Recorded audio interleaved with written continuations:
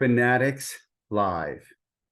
It's been a full week, and I've been participating and watching almost every day. In this video, I'm going to give some feedback, some thoughts, criticism, and critiques of what I hope will change on Fanatics Live. We'll talk about what I call the wheel of bullcrap, the chance that the fact they need to work on their random, and some policies just aren't being enforced yet. Before I get into that, I want to mention another thing. It seems like there's nobody else really watching the Fanatics Live thing. Like, I shared this out with some other content creators, and most of them thought like I was trying to promote breaking or get them to join. And let me just quickly say something. I love the hobby. I love sports card breaking. I'm a fan of Topps, Fanatics, because I'm a consumer. And my whole goal is to give constructive, honest feedback and hopefully making the product and the system better.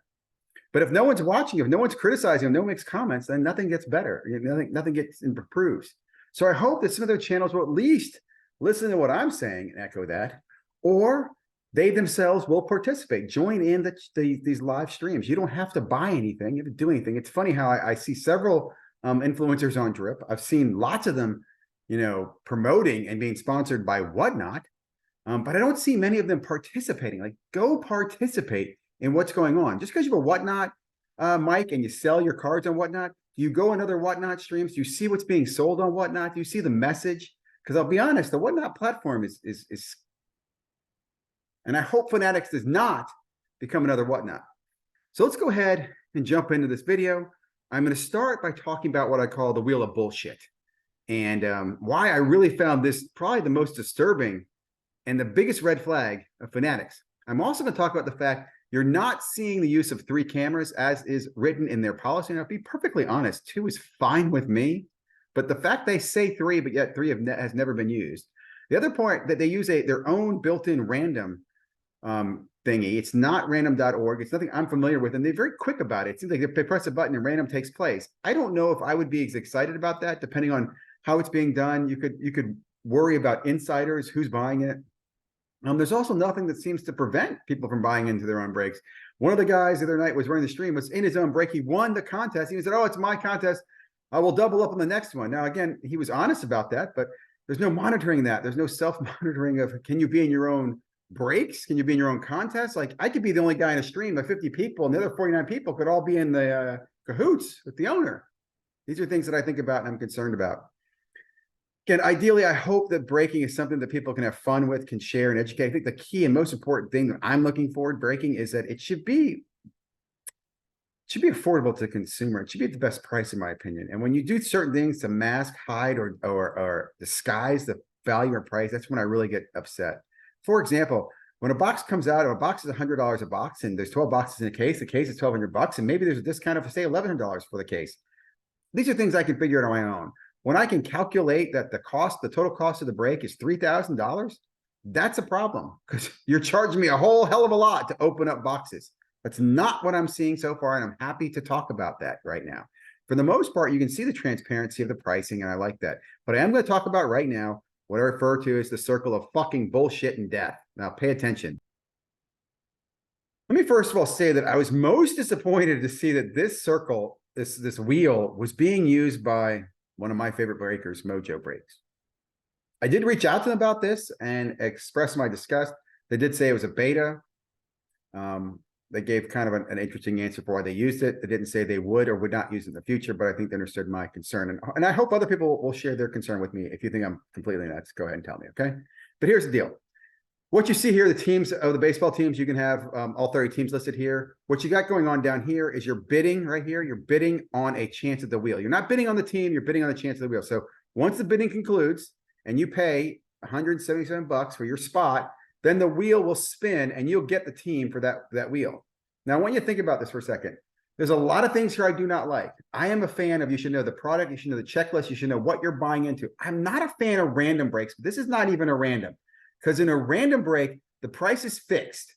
We all pay the same price for a random team, and then some randomizer assigns for us the price, right? This is not what we're being done here. We're each bidding against each other. We're each bidding against each other to get a right for the next spot. Now, here's what drives that. If good teams are still on the wheel and my odds of getting that good team are better, I'm more likely to overbid or bid for more. Now, that's what drives this. Now, let me play this for you. This one sold for 177 bucks.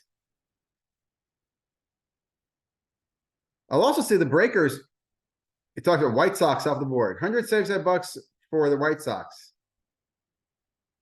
I don't know the checklist in this product enough to tell you that's a good deal or not. Here comes the next one. You see bidding right down here starts at 1, 3, 4, $123, $153.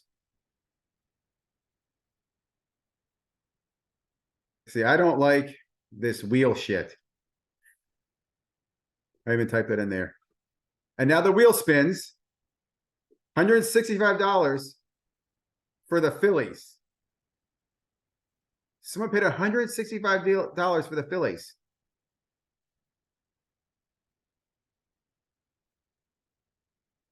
Okay, so this continues on, and I'll just say I got so bothered by it. On average, a team was going for $150, and you didn't know what it was. Now, yes, somebody got the Arizona Diamondbacks for I think $200 or 190 something, and someone paid 200 and something bucks for the Yankees. Got great deals, but this is not good, guys. This is not what I want my kids to be involved in. I don't want. It is not how we want breaking to look like. This is strictly gambling. I mean, this isn't even gambling. This is Russian roulette. This is stick a gun in your head and pull the trigger. And this is a shame. This needs to go away. This is rampant on Whatnot. And what I really don't like about Whatnot is they'll change the game on you. So you'll be playing this game until you get down to 4 teams. And then you think, oh, I got a 1 in 4 chance on the team. I'll overbid. And they go, oh, no, you're not bidding on the spot. Now you're bidding on a team. Oh, you just won the Bulls. So watch for these scammy, shady shell games. I don't like it at all. It really, really bothers me. I also want to point out, nowhere on here are you seeing the use of more than, I only see 1 camera in this one, right? I think you saw a second camera up here. Yeah, there's your 1 camera, there's your 2 camera. Another quick comment I want to make. I could not find any replays of any of these videos. That's another huge issue, okay? You need to have replays of these videos. I need to be able to go back immediately after the video is played to see, what did I get? In fact, one thing I recommend that you should be having a rule is that at the end of a break, there should be a recap so that the purchaser should be able to come to the end of the break and just simply see what the inventory of what was hit, what was won. If I have the Yankees, I should be able to see at the end of the break what Yankee hits were made. Now, perfectly honest, I think you should have to list it out. I think you should have to write it out at the end of the break, should be typed out in the damn description, the video of what the break was, and then what the hits were, so I see it. Now, I know people don't want to do that because they want to be surprised to watch the video, but I'm going to surprise you. Most people don't want to be a surprise. They just want to know what their hits were. Okay, so a couple of things. And the last thing I want to talk about here quickly, randomizer. I was watching Filth Bomb tonight, and I'm just pointing out real quickly. See, still watching these guys right now. Okay, and they were talking about what they do if they have to split a card. If there's 2 teams, let's say you have the Yankees and say the Rays on the card, and you just split the card. They apparently don't have access to the randomizer right now, which that really makes me concerned. You should have access to any third-party randomizer they want. They should be able to go to random.com if they want to and randomize it. They should be able to roll a dice if they want to randomize it.